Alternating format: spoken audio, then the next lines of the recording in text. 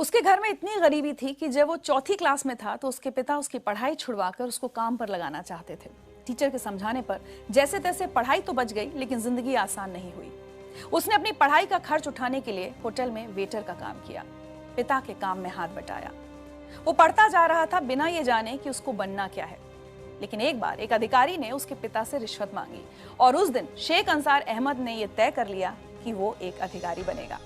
Maharashtra PCS की परीक्षा वो पास नहीं कर पाया, लेकिन यूपीएससी की परीक्षा उसने पहली कोशिश में ही न सिर्फ पास कर ली, बल्कि 361वीं रैंक भी हासिल की।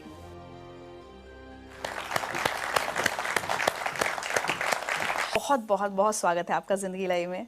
मुझे बहुत अच्छा लग रहा है इतने यंग ऑफिसर को अपने सामने देखकर। चाहूंगी कि आप सबको बताएं कि किस उम्र में आपने यूपीएससी की परीक्षा क्लियर की है। मैं 21 साल का था तब मेरा रिजल्ट आया था। 21 साल की उम्र में मैंने एग्जाम क्लियर की थी। And you been one of the youngest? जी। वाह।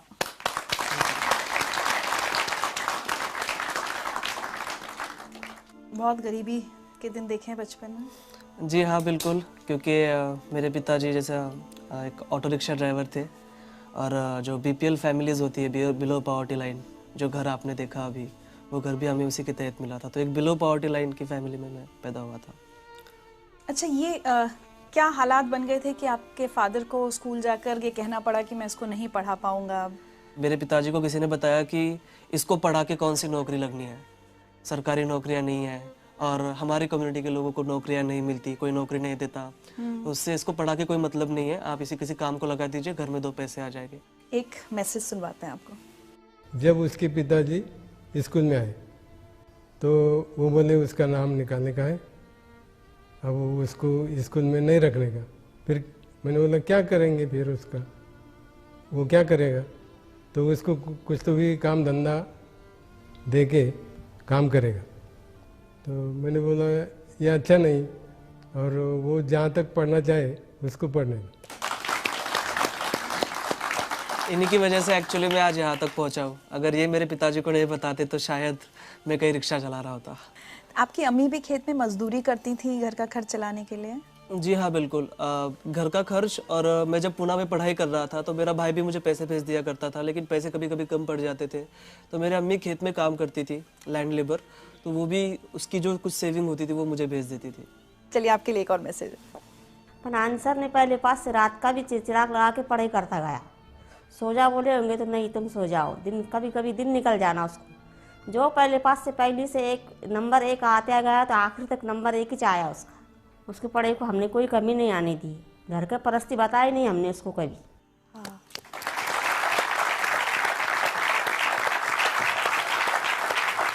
और उस दौरान भी परिवार की स्थिति तो बदली नहीं थी, दिक्कतें थी। उस समय भी आपको बहुत काम वाम करना पड़ा अपनी किताबों का खर्च उठाने के लिए।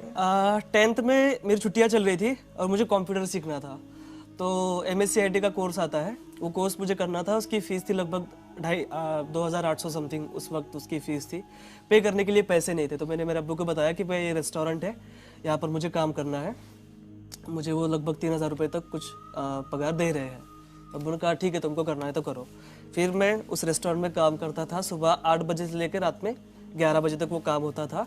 बीच में 2 घंटे छुट्टी मिलती थी, उसमें मुझे मेरा लंच करना होता था और 1 घंटा मुझे वो जो कोर्स है उसकी तैयारी के लिए जाना होता था। हमारे गांव में ही वो होता था और काफ़ी डिफ़िकल्ट था मेरे लिए, क्योंकि मुझे वो बड़ा पॉट लेकर पानी लेकर आना पड़ता था कुएं से निकाल कर। फिर उसके बाद जो कस्टमर्स आएंगे उनको चाय सर्व करना, उनका टेबल वगैरह साफ़ कर देना, ये सब इस तरह का काम एक वेटर का काम था। और उसके बाद जब 10 बजे होटल बंद हो जाता था, गांव में 10 बजे जनरली हमारे बंद हो जाता था, तो 1 घंटा मुझे जो फर्श वगैरह होता था वो सब साफ़ करना होता था बैठ के हाथ से। तो वो काम मैंने किया। My God. तो घर में सिर्फ आप ही सबसे ज़्यादा पढ़े लिखे हैं, बाकी सबकी पढ़ाई छूट गई, काम करने लग गए या शादी हो गई बहनों की? जी, घर में नहीं, पूरी जनरेशन का मैं फर्स्ट ग्रेजुएट हूँ। हमारे पूरी जनरेशन में कोई पढ़ा नहीं है, तो घर का मैं अकेला ही सबसे ज़्यादा पढ़ा लिखा हूँ। और बाकी के जो बहनों की शादी हो गई थी जल्दी, और भाई जब 5th स्टैंडर्ड में था तब से वो मेरे माँ बाप के पास काम करता था। एक मैसेज और सुने। जी। मुझे स्कूल में जाना पसंद नहीं था, यानी मुझे इंटरेस्ट नहीं था उसमें पढ़ने के लिए, पढ़ाई के लिए। और मैं एक बार 6वीं में ही फेल हो गया था। तो जब से मैंने स्कूल छोड़ी और मैंने दिल में ठान लिया कि मैं तो इतना होशियार नहीं हूँ, लेकिन मेरा भाई मुझसे भी ज़्यादा होशियार है, इसलिए मैंने स्कूल छोड़ के अपने मामा की तरफ काम के लिए गया। लेकिन इतना मुझे गर्व है कि मेरा भाई मेरे वजह से कुछ ना कुछ आज बन गया। मेरे सक्सेस का बहुत बड़ा क्रेडिट जो है मेरे माता पिता के बाद मेरे भाई को जाता है, क्योंकि देखिए अक्सर ये होता है कि बड़ा भाई छोटे भाई की पढ़ाई के लिए पैसे खर्च करता है, लेकिन यहाँ उल्टा था। छोटा भाई रात दिन मेहनत करके बड़े भाई को पैसे दे रहा था। ये आपसे छोटे हैं? जी। और मैंने 10वीं की छुट्टियों में काम किया, 12वीं की छुट्टियों में काम किया, कॉलेज के फर्स्ट ईयर की छुट्टियों में काम किया, लेकिन लास्ट के 2 साल जो बहुत अहम थे मेरे प्रिपरेशन के, उस वक्त मैंने कहीं कोई जॉब नहीं की। मुझे जो सारे पैसे थे मेरे भाई पूरी डेट के ऊपर मुझे ट्रांसफ़र कर देता था बैंक में, तो बहुत बड़ी बात थी मेरे लिए। अच्छा एक बात बताइए, कभी आपने अपने अब्बू से शिकायत की कि अब्बू अगर 4th में तब वो नहीं आप मेरे टीचर की बात मानते, अगर मेरी पढ़ाई छूट जाती तो आज मैं IAS ऑफिसर नहीं होता? मैंने कभी मेरे अब्बू से कोई शिकायत नहीं की है। कोई गरीब नहीं चाहता कि उसका बेटा कभी ना पढ़े, कहीं मोल मजदूरी करे चाइल्ड लेबर के तौर पर, कोई बाप नहीं चाहता, लेकिन वो मजबूरियाँ थी उनकी। सो मैं बहुत रिस्पेक्ट करता हूँ मेरे पेरेंट्स की। आज तो वो बहुत फख्र महसूस करते होंगे आपके ऊपर? जी जी जी। एक मैसेज और आया आपके लिए। 12वीं में उसको 100 पाव के 100 मार्क मिले, आर्ट्स में वो भी, तो मास्टर लोग मुझे वहाँ बुलाए, बाहर वाले कॉलेज में मेरा सत्कार रखे, मेरा स्वागत करे, मेरे को बुलाए। फिर मेरे और छाती ऐसी धड़कने को लगी कि मैंने बोला आप कुछ तो भी मेरा बच्चा बनने के काम का हो गया, कुछ तो भी है मेरे में ताकत। वो हिसाब से फिर मैं करते गया। फिर बाद में बोला अपने को जो घर भी बेचना पड़ा और दुकान भी बेचना पड़ी और गाड़ी भी बेचना पड़ी तो भी बेच डालेंगे, अपन अपने बच्चों को पढ़ाएंगे। उन्होंने मुझे पूछे कि आपका बच्चा क्या बना, तो मैं बोला सर मुझे वो भी नहीं मालूम, मेरे को इतना मालूम है कि मेरा बच्चा कोई ऑफिसर बनने वाला है। ये बताइए, अब ये सब हालात हो गए, उसके बाद ग्रेजुएशन, और दिमाग में ये कब आया कि मुझे UPSC, मतलब गांव में जैसे आप पले बड़े, आपको पता भी नहीं होगा कि UPSC की परीक्षा भी कुछ होती है, तो ये सफ़र तक कैसे पहुँचे? हमको एक घरकुल योजना मिली थी BPL फैमिली के तहत, तो मेरे पिताजी तहसील ऑफिस में उसका चेक लाने के लिए गए थे। वहाँ के ऑफिसर ने कहा कि देखो अगर आप मुझे 10% देते हो, 30,000 हमको तब मिल रहे थे, 10% अगर आप देते हो इसका 3,000 रुपये, तो मैं आपको अभी चेक आपका सैंक्शन करा दूंगा फास्ट इमीडिएटली। ऐसे हालात में 3,000 रुपये की रिश्वत उन्होंने उस ऑफिसर को दे दी। तब उस वक्त मुझे रियलाइज़ हुआ कि करप्शन के सबसे बड़े शिकार हम जैसे गरीब लोग होते हैं। फिर 10th की छुट्टियों में हमारे एक क्लास टीचर थे मापारी सर, वो ब्लॉक एजुकेशन ऑफिसर बने, महाराष्ट्र पब्लिक सर्विस कमीशन के MPSC के जो स्टेट का एग्जाम होता है वो क्लियर करके ऑफिसर बन गए। उनका मैंने पेपर में नाम पढ़ा, फिर उनको मैं जाकर मिला, मैंने कहा सर आप ऑफिसर बन गए और मुझे भी ऑफिसर बनना है, कैसे बनते मुझे प्लीज़ बताइए। फिर उन्होंने मुझे MPSC के बारे में बताया। फिर मैं जब कॉलेज में गया 10वीं पास करके, वहाँ पर हमारे एक टीचर थे जो वो भी तैयारी कर रहे थे UPSC की। मैंने उनसे MPSC के बारे में पूछा और फ्लो में उन्होंने मुझे UPSC के बारे में बता दिया कि ये भी बड़ा, उससे बड़ा एग्जाम होता है, इसमें से IAS बन सकते हो, कलेक्टर बन सकते हो। सपने देखने के लिए कौन से पैसे देने, और मेरे पास हारने के लिए कुछ था ही नहीं, तो मैंने कहा चलो बड़ा गैम्बल खेलते हैं, मैं अब UPSC की तैयारी करूँगा।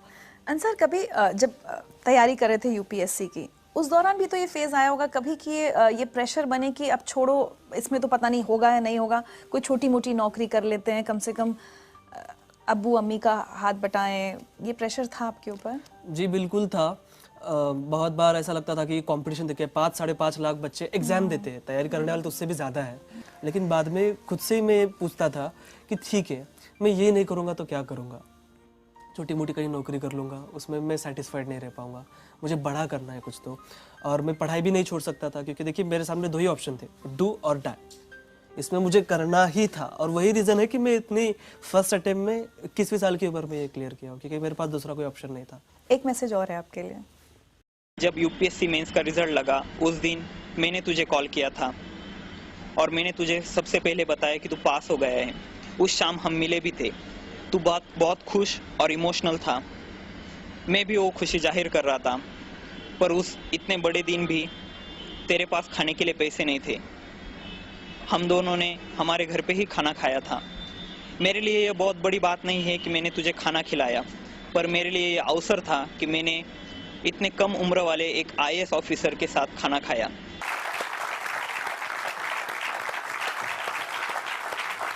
19 फरवरी के दिन मैं लाइब्रेरी में बैठा पढ़ाई कर रहा था और मुझे इसका फ़ोन आया। मैंने कहा अंसार UPSC का रिजल्ट आ गया। मैंने कहा माय गॉड, मेरे वहाँ पर हार्ट बीट्स बढ़ गए, मैं समझ में नहीं आ रहा था मैं क्या करूँ। उसने कहा तेरा रोल नंबर बता। मैंने कहा ले लो भाई। मैंने उसको मेरा रोल नंबर भेजा और उसने मुझे कॉल करके बताया कि कॉन्ग्रेचुलेशन, तुम पास हो गए हो। मैं आपको बता नहीं सकता कि वो खुशी क्या थी। मुझे ऐसा लग रहा था कि मैं सातवें आसमान पर हूँ, मेरे पैर ज़मीन पर ही थे, लेकिन मैं बहुत ज़्यादा खुश था। उस दिन शिव जयंती थी, पूना में नगाड़े बज रहे थे और मुझे ऐसा लग रहा था कि ये मेरे जीत के लिए बज रहे हैं। शिव जयंती के दिन मुझे ऐसा लग रहा था कि मुझे गिफ्ट मिल गया हो कोई। मैं बहुत खुश था। मैं मेरे दोस्तों के पास गया, हमने सेलिब्रेट किया। अब डिसाइड किया कि चलो बाहर खाने के लिए चलते हैं। अब जनरली देखिए, एक रूल तो ये है कि जो कुछ जीतता है उसको ही खिलाना पड़ता है, उसको ही बिल पे करना पड़ता है। लेकिन मेरे फ्रेंड्स को पता था कि बंदे के पास पैसे नहीं है, तो उन्होंने कहा कि यार छोड़ो यार, बाहर क्यों जाना, रूम पर ही खा लेते। तो हमने उसके रूम पर ही खाना खाया था।